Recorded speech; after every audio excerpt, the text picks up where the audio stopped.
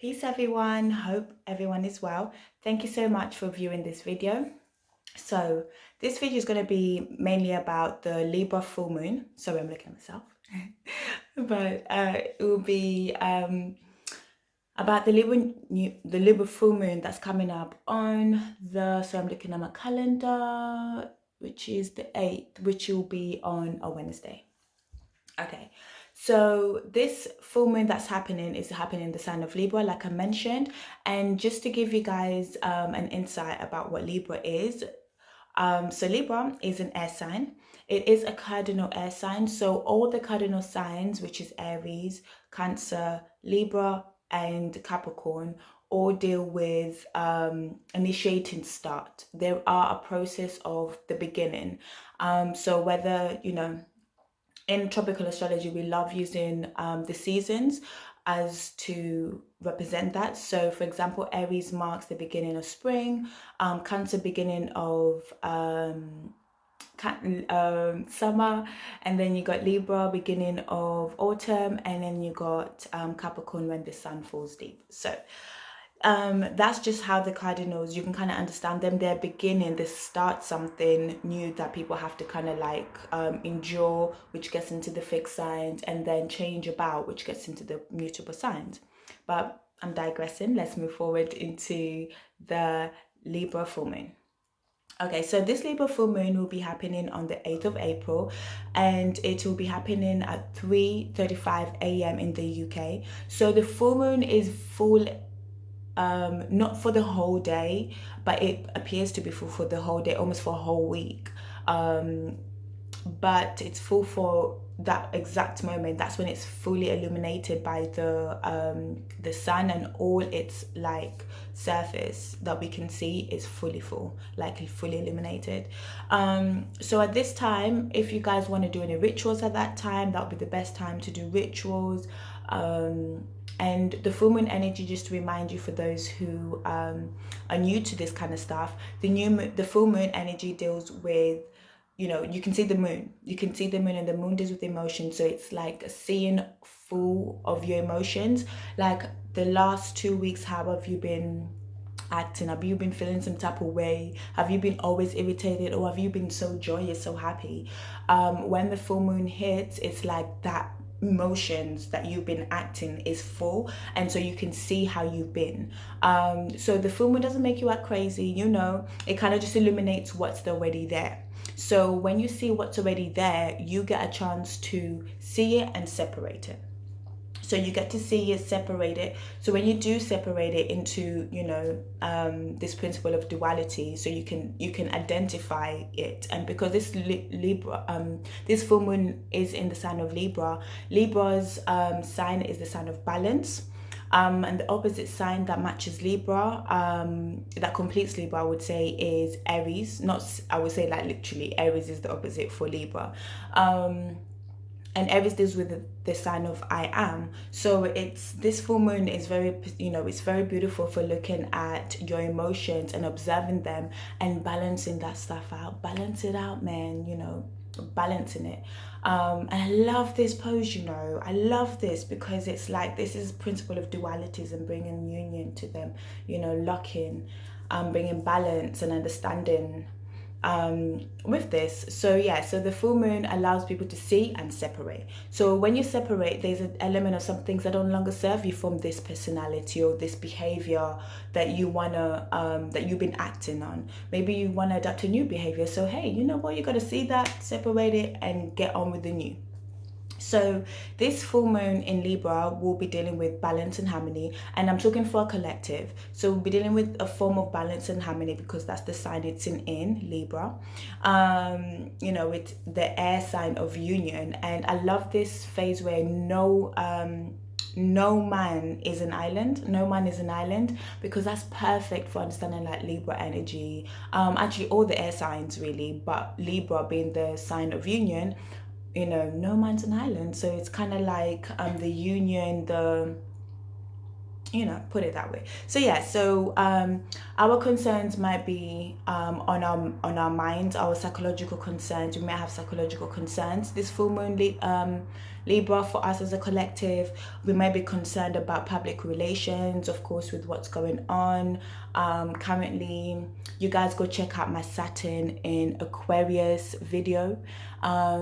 It's actually a full video, but I broke it down to 9 minutes for you guys to watch it, because it's, you know, I looked into the pattern in history, looking at the time between 1991 to 1993, because it was able to give me insight about what's going on now, because Saturn was in Aquarius last at that time.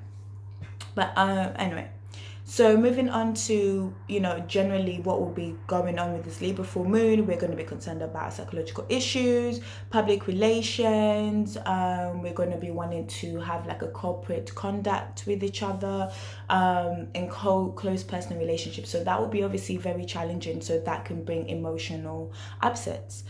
Because obviously what's going on, we have to be, you know, the word that's really out here is like distancing with each other. But there's ways of still bringing union with every with this Libra full moon. So the full moon ruler is Venus, and Venus is at that time, I believe, will be in Gemini. And so definitely we're going to want to be social and do things that are very stimulating. So I would definitely say on the full moon, why, you know, like the things you can do is definitely, you can do some writing, definitely do some yoga, any form of exercise that you like, really. Anything that's fun, play board games, do that Netflix thing when you watch stuff with your friends, the challenges that people are sending, you know, maybe catch up with those, watch a lovely movie, just do something that's, okay, do something that, what if you're watching a movie, watch something stimulating, thrilling, you know, just something that's got a bit of romance in there as well, a bit of laughter. Watch people's comedy sketches, you know, just kind of like invite some sense of beauty, fun with this Libra full moon, especially if you've been feeling some type of way recently.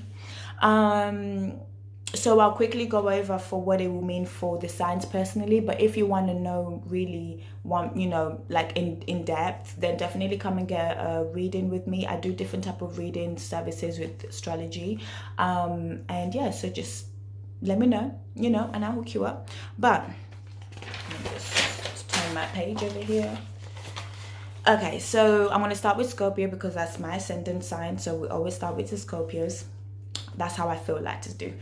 So for Scorpios, this Libra full moon will be happening in the 12th house. So the 12th house, basically tap into your meditation, this full moon. Tap into your inner spaces, your inner thoughts, but travel safely, you know. Be aware of the body, be present with it as well when you're traveling through these places. The best way to be present is, guess what? Using your breath. For Sagittariuses, this is happening in your 11th house, so it's about, you know, playing games at home. I would put that, because obviously we can't go outside. You can't be social with your friends, you can't, you know, so maybe you can do, you know, internet being social.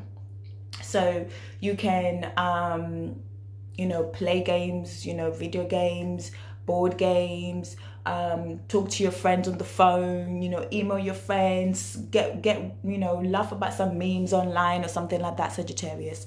Okay, Capricorn, this is going to be it's happening in your 10th house, so you're going to be bringing awareness to public and professional ambitions. So see how you feel about that space.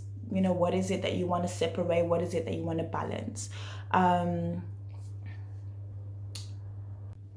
Peace, everyone. If you've enjoyed this video of the full moon in Libra on the 8th, then you can definitely find the full version of the video on YouTube. Thank you so much for your shares. Thank you so much for your likes. Thank you so much for the attention that you brought here for me today. Peace. Okay, so I just went over Capricorn, didn't I? So for Aquarius, this is happening in your 9th house, so definitely tap into your beliefs and into your viewpoints. You know, maybe incorporate some, you know, see where you're at with what do you like your beliefs? Are they serving you? Do you like them? Do you want to invite something new into it? Maybe have some conversations with people around you if you are with your family around you, or get them to the phone, you know, exchange different viewpoints. Because this is full moon, you know, just let's be mindful of other people's emotions. Okay, Aquarius. Okay, Pisces, this is happening in your 8th house, and this is awareness on family, budget, and finances, or other people's resources that you are joined with. So if you're married, you know, maybe this is a time to have a see how you guys doing, where you know, how is this thing going? Are we feeling this, you know, our money goals? You know, review your taxes, debts, you know, rent for a lot of people has gone up. So definitely check on that, see how that's going to affect you. Kind of just work, see what's come up, and, you know, balance it out. For Aries season, this is happening in your 7th house. So it's awareness in relationships and relationships, so personal and business. Because the sun is in your 1st house and shining on yourself, just see how you relate to other people. Like, how do you relate to other people? And that means when you get irritated, like, check that. Why did that thing why did that other thing outside of yourself make you feel like that? You know, how do other things help you bring balance? Just see it, separate it, and balance it out. So for Taurus, this is going in your 6th house, and the full moon in your 6th house is awareness in habits, health, and work. Yeah, so for Tauruses, like I said, it's definitely awareness on your habits, your health, and your work. So see what comes up, see what you want to balance out there. For Geminis, this is happening in your 5th house. So your 5th house, you know, the 5th house deals with your self-expression. If you have children, it will deal with your children. It deals with, you know, because I mean, children are a self-expression. It is something that comes out of you. So self-expression, things that come out of you, you know, what I'm doing right now is a form of 5th house, you know, self-expression scenario.